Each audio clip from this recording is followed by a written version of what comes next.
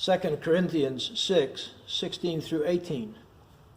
What agreement has the temple of God with idols? For we are the temple of the living God.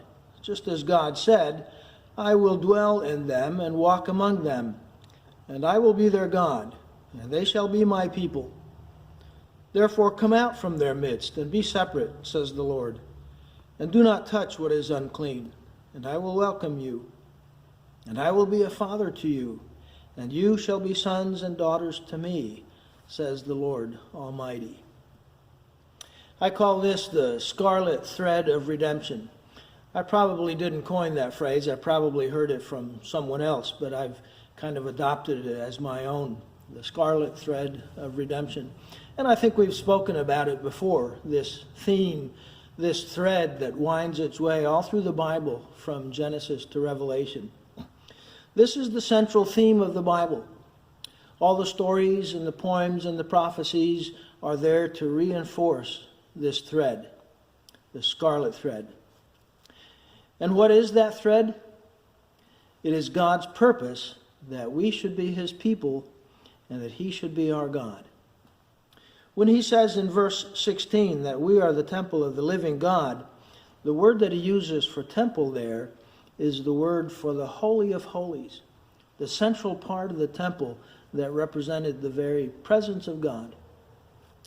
He doesn't want us just hanging around doing religious stuff. He wants us there closely with him. He wants us to be his sons and daughters.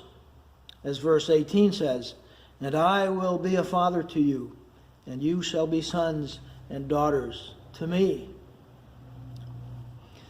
It's the scarlet thread of redemption because he purchased us for himself.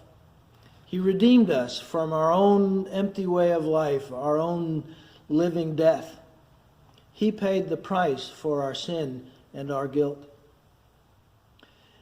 And it's the scarlet thread of redemption because the price he paid was his own blood, his own life. You were purchased not with silver or gold, but with the precious blood of Christ.